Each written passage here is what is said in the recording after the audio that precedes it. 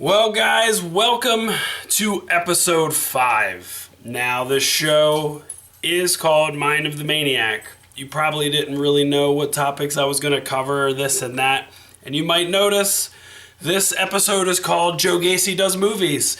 And you might also be wondering what the hell was that clip I saw at the beginning of the episode. Well, guys, if you did not know this about me, I do my own independent type movies. I make videos is basically what I do. I make videos for my own enjoyment. And one thing that you probably didn't know about me was through high school, I originally planned on going to film school to pursue a career in movies. I wanted to direct movies, I wanted to write movies, and I wanted to be in movies. And of course, my life was going in one of two paths. It was going to be movies or wrestling. And as you saw, wrestling kind of fell into my lap back when I talked about breaking into the business. So movies kind of didn't happen for me. I'm not complaining whatsoever. Movies are just a fun part of my life. I still make videos. It's been a little while, especially right now. It's a little difficult to get, people together to film anything. I guess you could say my love for movies really started back when I was like 5 years old, when my mom actually started making me watch horror movies at a young age. I think I turned out okay, though. I watched Poltergeist, The Exorcist, The Shining back before I really understood what movies were. The knack of wanting to create my own film or movie started probably crazy enough when I was in maybe 6th grade. I think me and my brother realized what like a video camera was. I think he probably knew better than me, so we would play out back or film dumb videos. We would do like news. We would do like the news video. I remember even one time I had made Phil videotape me and my 2 friends playing Power Rangers. So once I got my hands on a video camera for the first time, all I wanted to do was film stuff. I wanted to make videos. I wanted to edit videos. I wanted to create something. I was in 6th grade, so I must have been, maybe 10 years old. I started actually writing out a plan for my first movie. And of course, my first idea was a horror movie.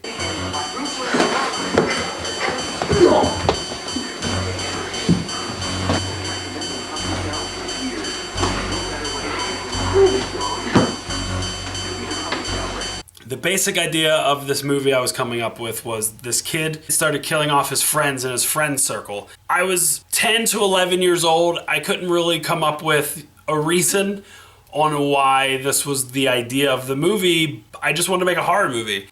As you can probably tell, that movie was never made. I never followed through with attempting it. I just had the idea for it. I based the whole thing around death scenes that I came up with. And then I just filled the rest in with random ideas. But I think that idea led up to the first movie I ended up creating. It became an obsession with me until I realized that there was nothing within it, neither conscience nor reason, that was even remotely human. I am talking about the real possibility, but he is still out there. As a big horror movie fan, back when I was in 7th, 8th grade, I fell in love with the movie Halloween. I think I wanted to create a movie that the actual movie Halloween existed in the universe. You're just scared about the whole Bobby Hill thing, and you watch Halloween too many times. Now, this was made back in around 2000, 2001. It took, months to create this movie, and me and my friends made our first horror movie called Halloween: The Next Chapter.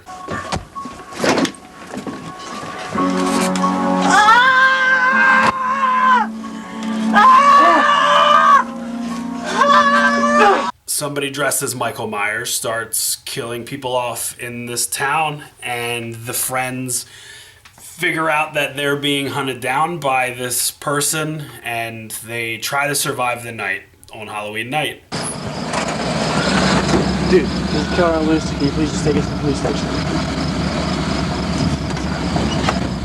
And the obvious thing about this movie, I think, was that my character's name was Mike. I was super excited about it and I was proud of it, but it was what it was. So essentially, when it came down to the end of the movie, my character got killed off camera, And there was the big showdown where the Michael Myers was chasing Bill and Doug through an abandoned house, an abandoned factory, and through the woods. I'm so scared.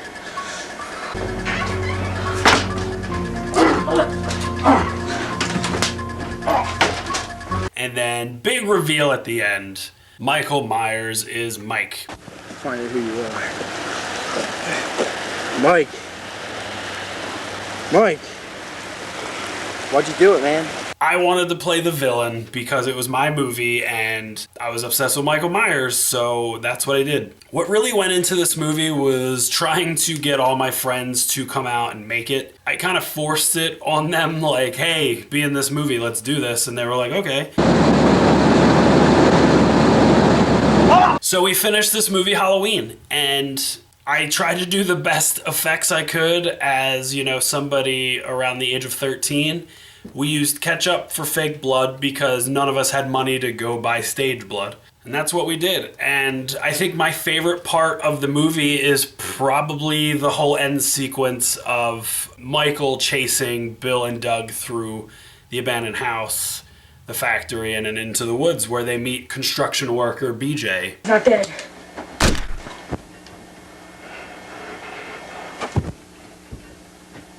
Dude, let's get out of here. I think he's dead. Hello, sir? Whoa. What you guys doing over here? Fire property. Sir, the police station. There's some psycho killer loose, and I killed with this gun. As we think we killed him. Are you guys talking about the kid? The guy who killed Bobby Hill? Hello?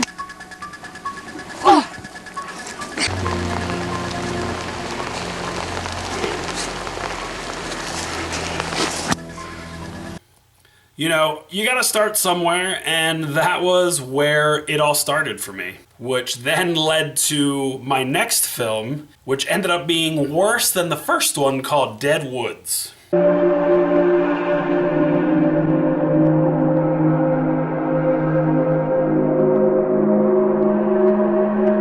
Now, Dead Woods, the idea behind this one was gonna be basically there's a forest in this small town that was plagued with demons, ghosts, and what have you. And this group of friends wanted to go camping out there. Why did this group of friends want to go camping in the woods? There's no reasoning behind this, as I just wanted to make another movie.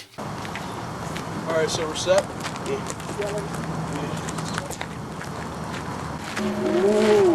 fucking cares, man? Dead wood. Yo, why do they call it dead woods if like trees are alive?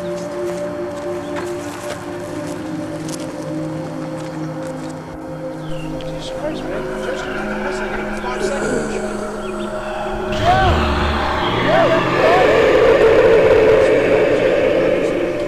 So ideally there was gonna be 5 friends that go camping out in the woods. And the funny thing about Bill being in this movie is that he's mentioned a bunch of times, but he's never actually appears because I couldn't get him out to film, you know, when we did. So the whole cast ended up being 4 of us when it started, and then Justin only filmed his opening scene. Anywhere to go for summer vacation yet? Yo, listen to this. Sure. We don't have a ride.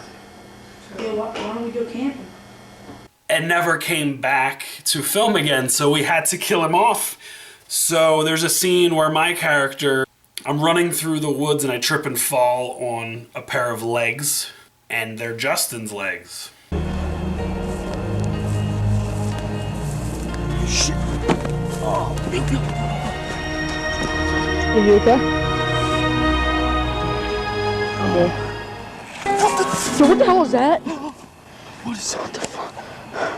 Basically, we're fighting ghosts and monsters out in the woods, and I came up with this plot that there was some kind of cult activity out there before that created these demons. I had no idea what I was talking about. I still don't, and it was an attempt at a demonic movie, I guess you could call it. So in the movie, BJ ends up getting killed off screen because he couldn't come out the night we were filming. So it really came down to me and Doug making almost this whole movie.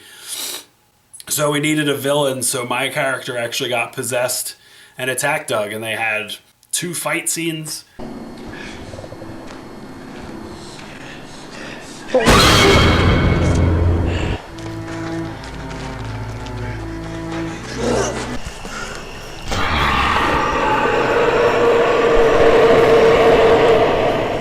Get back, I'm warning you.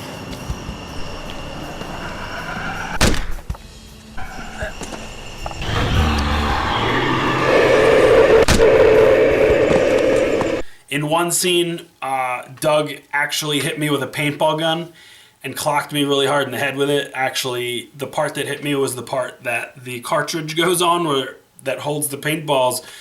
So the cartridge wasn't attached, so it was just like a circle, and smacked me, and I had a ring on my head for a couple days, actually. And he also hit me with a maglite earlier in the movie, a heavy-duty flashlight, just boom, right in the head. So in the end, Doug had to burn this book to kill the demons or something like that.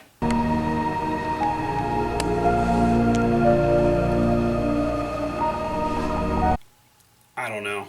We just needed an ending. I never actually had a real full ending planned when I started making these early movies. Deadwoods is probably one of the worst ones I ever made. Yeah, I know anyone watching this is definitely going to say, oh, these are home movies, and none of them are good. But at the time, they were an accomplishment for somebody who obviously wanted to make a possible living in the world of movies and film. Later in life, a really good friend of mine named Rob Dimension, who some of you might know, who's also used to do movies and films. Me and him used to have conversations about making movies. I actually did one of his movies called Boob Tube, super fun.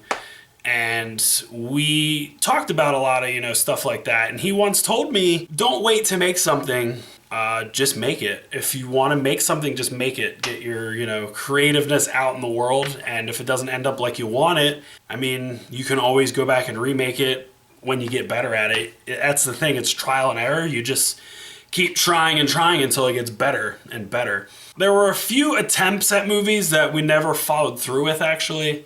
One being around this time was a movie called The Last Breath. I don't have any footage of it. I actually have no idea where the footage is. I might have it on a VHS somewhere, but I don't even have a VHS player anymore. The movie was basically going to be in the point of view of a escaped mental patient that went on a killing spree, basically, played by my friend BJ. We actually did film one scene where I was walking through the woods. He happened upon me and attacked me, and we were gonna do a thing where he hangs me from a tree. We had this harness hookup, which is real crazy that I had a harness at that age, and we used it for things like this. So we had a harness that was gonna hook up, that hooked here, and then had a thing that looked like it was wrapped around my neck. And the idea was it was gonna be a far shot of him literally lifting me into a tree and hanging. And boy, I wish I had the clip of this to show you guys. Something back here wasn't hooked good enough, so he lifted me and actually started strangling. The thing we made here actually pulled tight, and I started choking, and I remember going, BJ, BJ, BJ. And it took him a second, but he let go. Thank God. I don't know how that would have ended if that went wrong.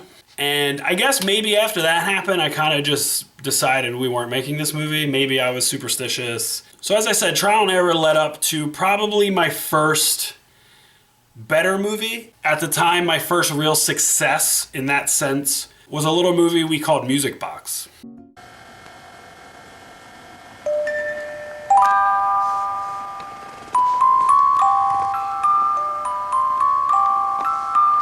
When people think of Music Box, they think dancing, happy, fun.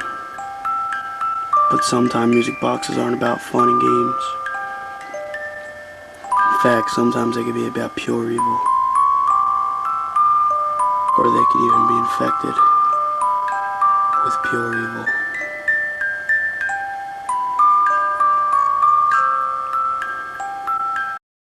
So the idea of this movie was that these construction workers were building a house or factory. They were just building something. We didn't get that far in the movie. And they found this locked box that held this music box.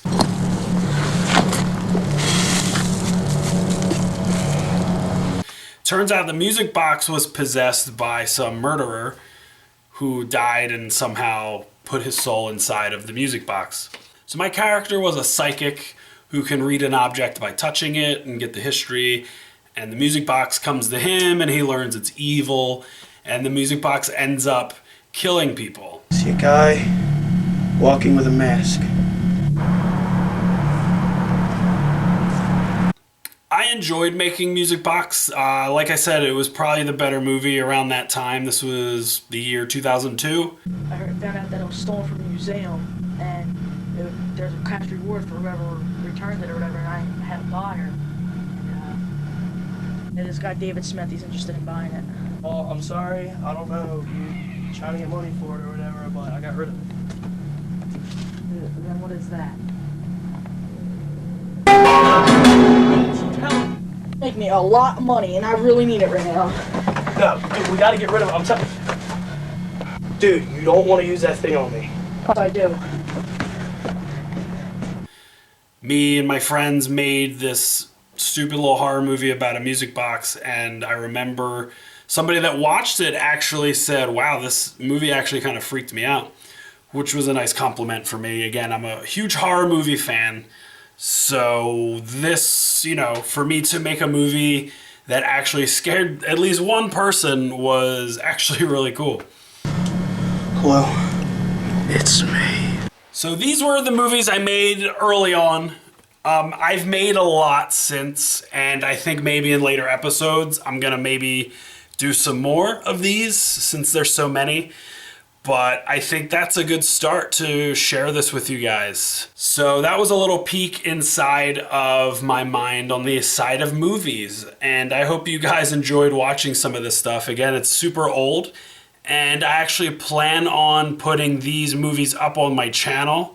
So if you guys want to take a watch and tell me what you think, don't expect too much. Because again, I made these when I was probably 12 to the span of 14 years old.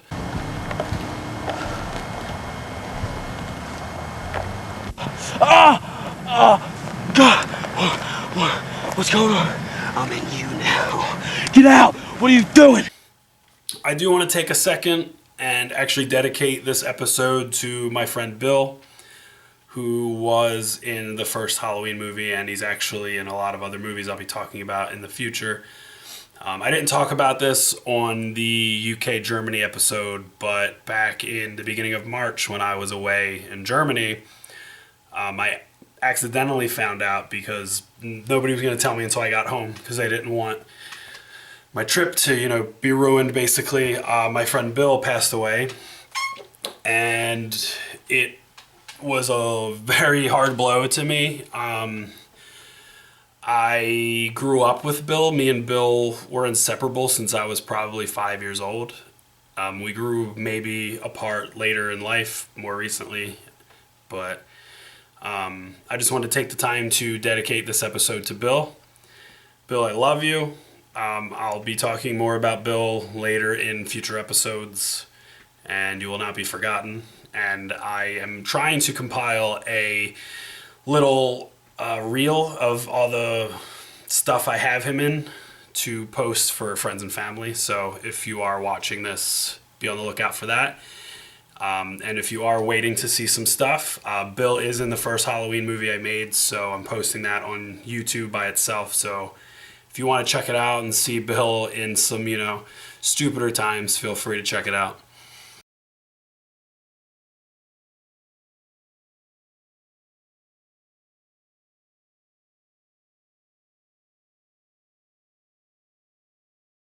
Well, guys, thank you for watching Mind of the Maniac. Please stay tuned for episode 6. We're going to be talking about some good stuff because we're going to be diving into my first year of pro wrestling. So thanks for checking me out, and I'll see you next time.